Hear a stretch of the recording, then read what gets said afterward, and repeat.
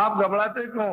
लेकिन जितने लोग यहाँ पर आए हुए, 1 पैसे 2 पैसे 4 पैसे आने दो आने, तुम्हारी बीमारी में, तुम्हारे इसमें, तुम्हारी गरीबी में, तुम्हारे बच्चों को इनमें उनमें जितनी भी तुम्हारी तकलीफ होगी उसमें 1 पैसे से 2 आने तक फायदा होगा। आप क्यों घबराते हो? हम तो फायदा करने के लिए आए, नुकसान नहीं। अब तुम वो अगर कुछ दिया जाए और तुमको लेने नहीं आता है तो दे दिया तो ऐसे फेंक दोगे, और क्या करो? जब उसका मूल्य नहीं मालूम है आपको तो आप क्या करोगे? ऐसे लिया फेंक दिया तो लेने ही नहीं आता। अगर महात्मा कुछ दुआ दे, कुछ आशीर्वाद दे, कुछ दया करे, कुछ कृपा करे, कुछ मेहरबानी करे तो आपको लेने नहीं आता।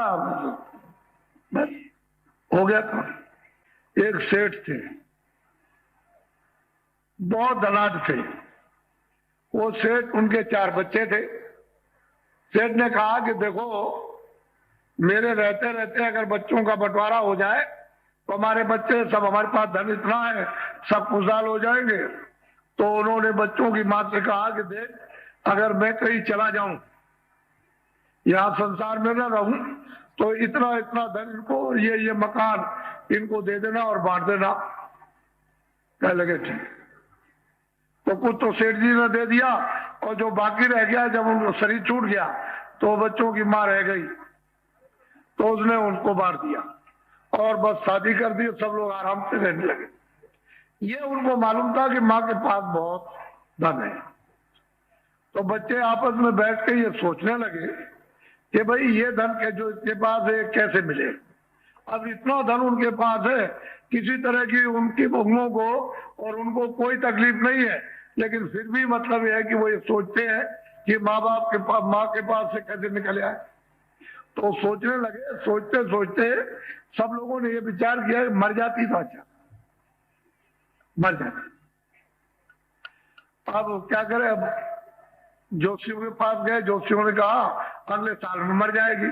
तो उन्होंने कहा अच्छा चलो कोई बात नहीं, अगले साल में मर जाएगी तो जो कुछ इसके पास रखा हम लोग आपस में बांट लेंगे। अब वो अगले साल भी नहीं मरी। 2 साल हो गए, 4 साल हो गए, 10 साल वो मरी नहीं। और रात दिन मनाया करे।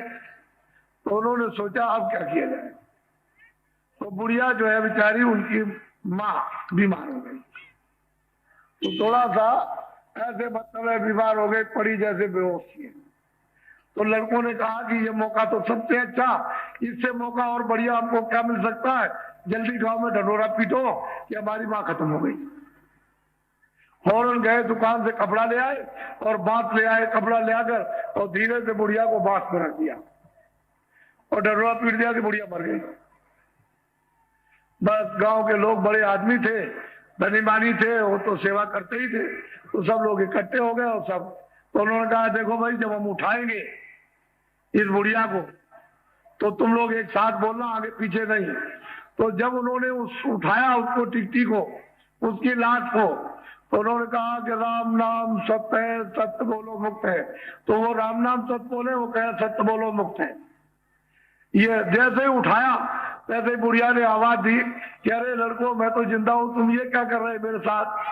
तो लड़के कहते जो बुढ़िया कहे तो सच है और राम नाम सत्य है। जो बुढ़िया कहे तो सच है और राम नाम सत्य है। जो बुढ़िया कहे तो सच है और राम नाम सत्य है। जो बुढ़िया कहे तो सच है और राम नाम सत्य है। और सबको बुलवा करके वो ले चले। बोलते जाए, बुढ़िया की आवाज तो किसी को सुनाई नहीं दी गई। वो तो लड़कों ने जान लिया कि बुढ़िया जिंदा हो गई और वहां चिता पहले करवा दी। और सब बोलते रहे कि जो बुढ़िया कहे, बुढ़िया तू सच कहती है कि मैं जिंदा हूं, मैं अभी मरी नहीं, लेकिन मेरे साथ ये क्या, जो बुढ़िया कहे तो सच है, लेकिन अब तो राम नाम सत्य है।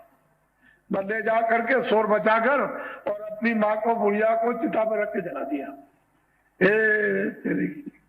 जिसके पेट से पैदा हुआ है उसके साथ तूने पैसे के लिए, यानी कृपण, इससे बड़ा और कृपण क्या हो सकता है कि अपनी माँ की उसने किस तरह से हत्या कर डाली।